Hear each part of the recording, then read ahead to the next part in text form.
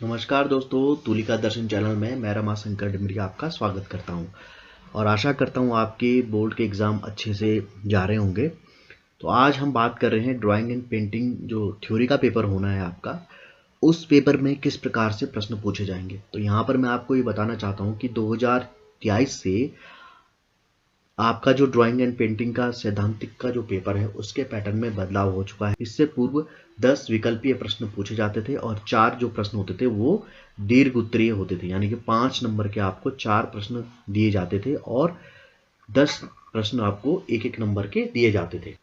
तो टोटल आपका पूर्णांक जहां पर 30 अंकों का हो जाता था, लेकिन 2024 से इस पैटर्न को चेंज कर दिया गया। जो आपका प्रश्न पत्र है उसको 4 खंडों में विभाजित कर दिया गया। खंड क, ख, ग और घ। जो खंड क है वो विकल्पीय प्रश्न है जिसमें 3 विकल्पीय प्रश्न आपको पूछे जाते हैं। खंड ख जो है वो निश्चित उत्तरीय प्रश्नों का होता है, यानी कि आपको एक प्रश्न पूछा जाता है और उसका आपको चाहे एक लाइन में या एक शब्द में उसका उत्तर देना होता है, तो निश्चित उत्तरीय है। जो खंड ग है वो लघु उत्तरीय प्रश्न होता है, यानी कि वो 3 नंबर का होगा, एक जो प्रश्न पूछा जाएगा उसमें। ठीक है, तो लघु उत्तरीय प्रश्न जो होंगे वो 3 प्रश्न पूछे जाएंगे आपसे और प्रत्येक का 3 अंकों का निर्धारण होता है। खंड घ होता है जो वो दीर्घ उत्तरीय प्रश्नों का होता है, जिसमें 3 प्रश्न पूछे जाएंगे और प्रत्येक प्रश्न 5 अंकों का होगा। तो आप इस पैटर्न को ध्यान में रख करके अपनी तैयारी कीजिएगा। तो यहाँ पर हमने कुछ सैंपल पेपर बनाए हुए हैं, तो आप सैंपल पेपर से भी मदद ले सकते हैं कि किस प्रकार आपको तैयारी करनी है, किस प्रकार के वहाँ पे प्रश्न पूछे जाएंगे। तो देखिए, हमने एक सैंपल पेपर बनाया है, तो ठीक इसी प्रकार का आपको बोर्ड के एग्जाम के दिन आपको एक पेपर मिलेगा। तो जो ये पेपर होगा हर पेपर की भांति इसमें 3 घंटे मिलेंगे आपको और इसका जो टोटल होगा वो 30 अंकों का होगा, क्योंकि 70 नंबर का आपका प्रयोगात्मक यानी कि प्रैक्टिकल होता है। तो देखिए, यहाँ पर जो निर्देश दिया हुआ है इसमें सभी प्रश्न अनिवार्य हैं और प्रश्नों के अंक उनके सम्मुख अंकित हैं। ठीक है, तो अब देखिए यहाँ पे खंड क। खंड क है बहुविकल्पीय प्रश्नों वाला। तो यहाँ पर आपको 3 प्रश्न दिए जाएंगे और उनके 4 विकल्प आपके सामने होंगे। तो आपको जब भी विकल्पीय प्रश्न करें तो आप ये श्योर हो जाएं कि जब भी आपको ऑप्शन वाले प्रश्न दिए जाते हैं तो उनका सही उत्तर ही लिखिए। बार बार ऑप्शन को काट करके अपना उत्तर बदलना ये भी माना जाता है कि आपको कहीं से उत्तर बताया गया है। तो ठीक है, तो इसका सही जो है तरीका है कि आप स्पेस छोड़ दें उसका, और अगर आप श्योर हो जाते हैं कि इसका उत्तर ये है तभी आप उसको लिखिएगा, वरना आप नेक्स्ट प्रश्न पे चले जाइएगा। और प्रश्नों को आप बार बार जब पढ़ते हैं ना तो आपको उसका उत्तर भी रिकॉल हो जाता है। तो जल्दबाजी में गलत उत्तर लिखने से बजाय आप जब श्योर हो जाएं कि इसका उत्तर यही है तभी आप उसका उत्तर लिखिए। अब उत्तर लिखने के भी तरीके अलग अलग, विद्यार्थी अलग अलग ढंग से उत्तर लिखते हैं विकल्पीय प्रश्नों का।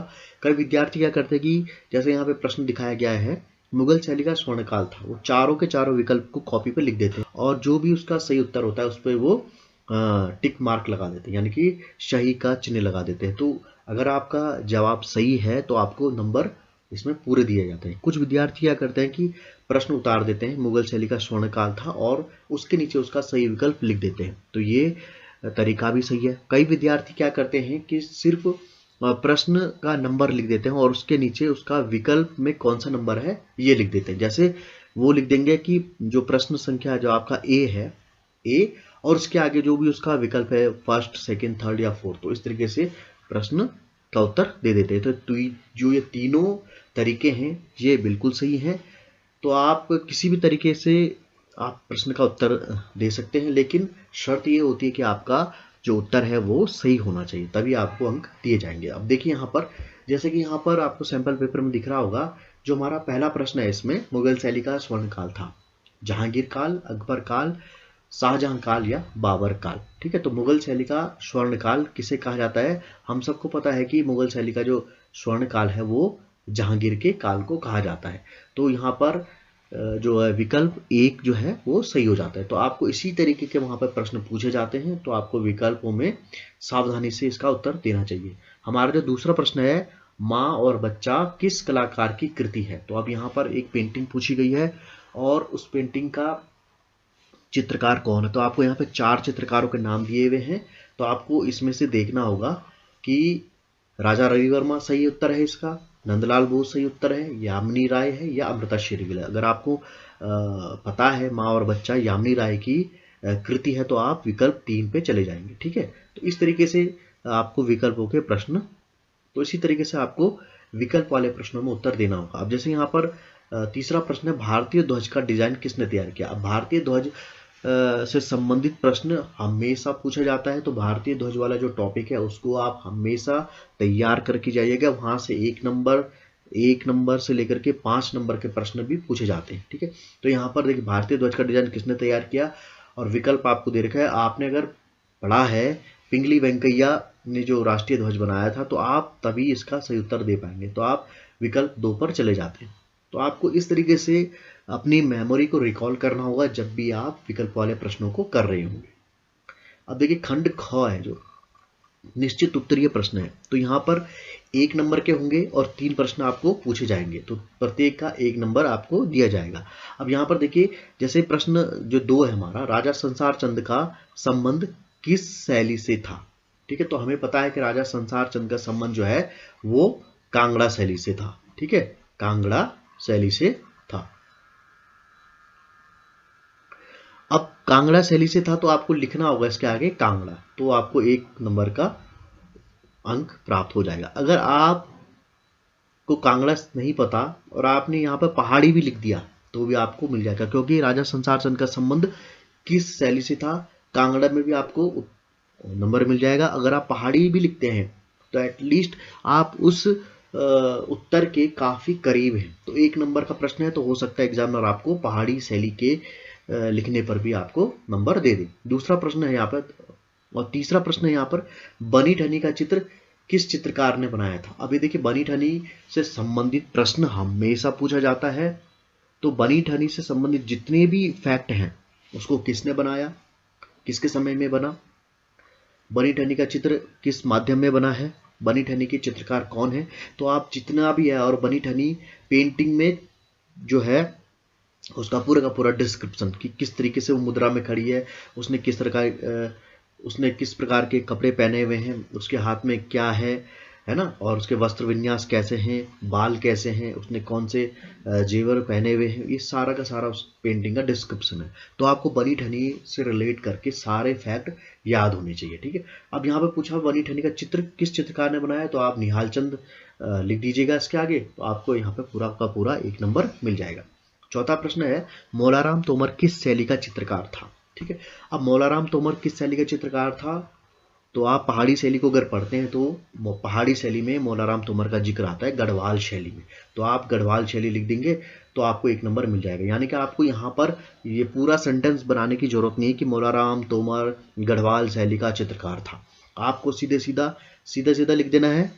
जो भी आप अंक डालेंगे तो आपको सीधा लिखना है क्वेश्चन नंबर 4 उसका उत्तर गढ़वाल शैली, क्वेश्चन नंबर 3 उसका उत्तर निहाल चंद, क्वेश्चन नंबर 2 संसार चंद कांगड़ा शैली। ठीक है, तो इस तरीके से आप जो निश्चित उत्तरीय प्रश्न है उनके उत्तर लिखिए। अब देखिए यहाँ पर खंड ग है, लघु उत्तरीय प्रश्नों वाला है, तो ये भी 3 प्रश्न आपको यहाँ पे पूछे जाएंगे और तीनों प्रश्नों के जो अंक हैं उनके सम्मुख लिखे, यानी कि 3 नंबर का 1 प्रश्न यहाँ पर पूछा जाएगा, यानी कि जो है 9 नंबर आपको यहाँ से मिलेंगे। खंड ग से आपको 9 नंबर मिल जाते हैं। अब यहाँ पे लिखा था कि भारतीय ध्वज पर टिप्पणी लिखिए।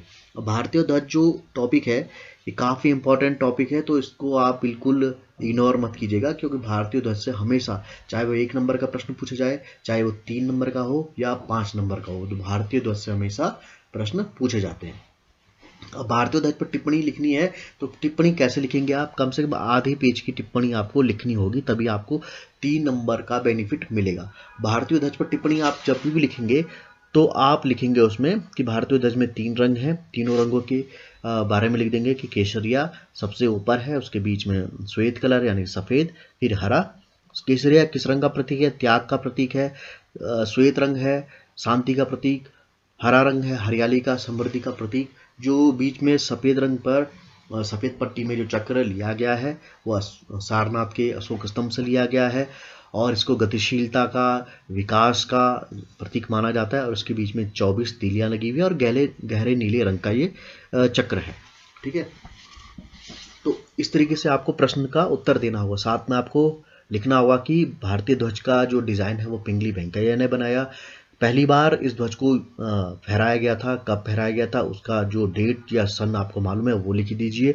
और संविधान सभा ने इस ध्वज को भारतीय ध्वज यानी कि राष्ट्रीय ध्वज के रूप में कब स्वीकार किया, यह आप लिख दीजिएगा। तो इस तरीके से अगर आप टिप्पणी लिखते हैं तो आपको पूरे के पूरे 3 नंबर प्राप्त हो जाते हैं। तो इस तरीके से टिप्पणी लिखनी चाहिए। छठा प्रश्न है दक्षिण शैली की शैलियों के बारे में लिखिए। तो दक्षिण शैली की जो शैलियां हैं वो कौन कौन सी हैं, तो हमें मालूम है कि दक्षिण शैली में गोलकुंडा है, बीजापुर है, अहमदनगर है, हैदराबाद है। तो आपको दक्षिण शैलियों के बारे में लिखना होगा। तो आपको लिखना होगा कि भाई जो भारत का दक्षिणी भाग है, भारत के जो दक्षिणी राज्य थे वहां पर दक्षिण शैली का विकास हुआ था और किस सन में हुआ था ये लिखना होगा। तो जो 3 शैलियां हैं उनके बारे में लिखना होगा। और उन शैलियों से संबंधित अगर आपको पेंटिंग्स के बारे में पता है, जो फेमस पेंटिंग्स वहां पर हैं उनके बारे में अगर लिख देते हैं तो ये बहुत ही अच्छा हो जाएगा और आपको पूरे के पूरे 3 नंबर यहाँ पर प्राप्त हो जाएंगे। 7वां प्रश्न है 12मासा चित्रों से आप क्या समझते हैं। तो 12मासा चित्र यानी कि अगर आप 12मासा का संधि विच्छेद करेंगे तो 12 महीने। और अगर 12मासा चित्रों के बारे में आपने राजस्थानी शैली में पढ़ा है, पहाड़ी शैली में पढ़ा है, तो आप इसका उत्तर बहुत अच्छे से दे सकते हैं। तो आप 12मासा से रिलेट करके बता सकते हैं कि भाई 12 महीनों के जितने भी ऋतुएं आती हैं उनसे संबंधित करके चित्र बनाए गए और प्रकृति का मानवीकरण किया गया। नायक नायिकाओं का जब भी चित्रण हुआ तो 12मासा के माध्यम से ही उनका चित्रण हुआ। तो आप अगर पेंटिंग्स के बारे में जानते हैं तो पेंटिंग का 1-2 उदाहरण आप लिख देंगे तो आपको पूरा का पूरा 3 नंबर यहाँ से प्राप्त हो जाएगा। तो अब देखते हैं खंड घ जो दीर्घ उत्तरीय प्रश्न, यानी कि ये 3 प्रश्न होंगे और प्रत्येक 5 अंक का होगा। तो यानी कि 15 नंबर आपको खंड घ से प्राप्त होंगे। तो देखिए हमारा 8वां प्रश्न है लोक चित्रकार यामिनी राय के व्यक्तित्व और कला पर प्रकाश डालिए। तो आपको यामिनी राय के व्यक्तित्व, अब यामिनी राय के व्यक्तित्व पर प्रकाश डालते समय आपको ये लिखना होगा कि यामिनी राय का जन्म कब हुआ, कहाँ हुआ, किस कला विद्यालय से ये संबंधित थे, कौन सी शैली से संबंधित थे और इन्होंने कौन कौन से चित्र बनाए हैं। तो सारे के सारे आपको लिखना होगा। तो इस प्रकार से आपको अगर हेडिंग वाइज इसमें बनाते हैं तो तब आपको 5 नंबर पूरे मिल जाते हैं। 9वां प्रश्न है स्वतंत्रता आंदोलन में भारतीय चित्रकारों की क्या भूमिका थी। ठीक है, तो ये प्रश्न बहुत बार पूछा जाता है, काफ़ी इंपॉर्टेंट प्रश्न है। तो आपको जब भी स्वतंत्रता आंदोलन से संबंधित प्रश्न पूछा जाए तो भारतीय चित्रकारों की उसमें क्या भूमिका थी, यानी कि जितने भी चित्रकार उस समय थे जब आज़ादी का आंदोलन चल रहा था तो उनकी भूमिका क्या थी, उन्होंने किस प्रकार की चित्रों का निर्माण और उन्होंने किस प्रकार स्वतंत्रता आंदोलन में अपने चित्रों के माध्यम से जो है अपनी भूमिका निभाई थी, वो सारा का सारा आपको लिखना होगा। जैसा कि इसमें हम देखते हैं कि नंदलाल बोस ने हरिपुर जो कांग्रेस का अधिवेशन था उसमें उन्होंने चित्र बनाए थे। तो ऐसे ही उस समय जो चित्रकार थे वो किस प्रकार के चित्रों को बना रहे थे। तो आप इसमें रविंद्रनाथ टैगोर ने भारत माता का चित्र बनाया ना, काफी सारे प्रसिद्ध चित्र उस समय बनाए गए थे। तो स्वतंत्रता आंदोलन के समय में चित्रकार किस प्रकार के चित्रों को बना रहे थे तो ये आपको लिखना होगा। ठीक है, कई जो है विद्यार्थी क्या करते हैं कि चित्रकारों के जो कार्य हैं उनको नहीं लिखते, वो स्वतंत्रता आंदोलन शब्द को पढ़ करके सीधे सीधा वहां पर जो गॉसिप लिख देते हैं कि स्वतंत्रता आंदोलन में फला चित्रकार इतनी बार जेल गया, ये हुआ वो हुआ, और एक किस्म से गॉसिप लिख देते हैं वो। तो आपको गॉसिप से नहीं लिखना है उत्तर, आपको चित्रकारों की उस समय क्या भूमिका थी, उन्होंने किस प्रकार से अपनी कलाकृतियां बनाई, है ना। क्योंकि चित्रकार क्या होता है, चित्रकारों की जो पेंटिंग्स होती हैं वो ही काफ़ी कुछ कह देती है। जैसे कि भारत माता का चित्र है या नंदलाल बोस के हरिपुरा कांग्रेस अधिवेशन के जो चित्र हैं वो काफ़ी इंपॉर्टेंट है, प्रश्न बार बार पूछे जाते हैं। तो आपको इस प्रकार से इस प्रश्न का उत्तर देना है। तो 10वां प्रश्न है राजस्थानी ऑब्लिक मुगल ऑब्लिक पहाड़ी। तो यहाँ पर ऑब्लिक इसलिए लगा रखा है कि कुछ भी आपसे पूछ सकता है, इन तीनों में से किसी एक शैली के बारे में वो पूछेगा। तो राजस्थानी, मुगल और पहाड़ी शैली की विषय वस्तु और विशेषताओं को लिखिए। तो आपको अगर यहाँ पे कोई भी एक शैली अगर आपको पूछी जाती है तो आपको उसका विषय वस्तु लिखना होगा कि उसमें किन किन विषयों पर चित्र बनाए गए थे। विशेषताएं लिखनी होगी कि किस तरीके के रंगों का इस्तेमाल हुआ, किस तरीके के हाशियों का इस्तेमाल हुआ, किस तरीके से जो है वहाँ पर कागज़ों का इस्तेमाल हुआ, किस प्रकार के वहाँ पे जो विषय बनाए गए।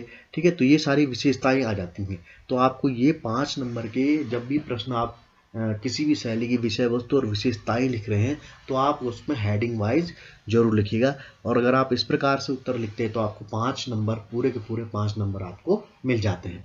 तो ये हमारा जो एक सैंपल पेपर है, तो इस सैंपल पेपर के मदद से आप देख सकते हैं कि किस प्रकार आपसे प्रश्न पूछे जाएंगे बोर्ड एग्जाम में।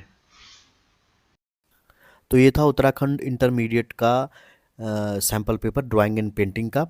कल हम सैम्पल पेपर 2 को सॉल्व करेंगे और उसमें भी काफ़ी महत्वपूर्ण प्रश्न है, तो उनको भी आप ज़रूर देख लीजिएगा। तो आज के अंक में इतना ही। और अगर आपने हमारा चैनल सब्सक्राइब नहीं किया तो सब्सक्राइब करना ना भूलिएगा। और इस वीडियो को जितने भी बोर्ड के परीक्षार्थी हैं जिनका बोर्ड एग्ज़ाम होना है, उनको आप ज़रूर शेयर कीजिएगा। तो आज की वीडियो में इतना ही। दीजिए मुझे इजाज़त। नमस्कार।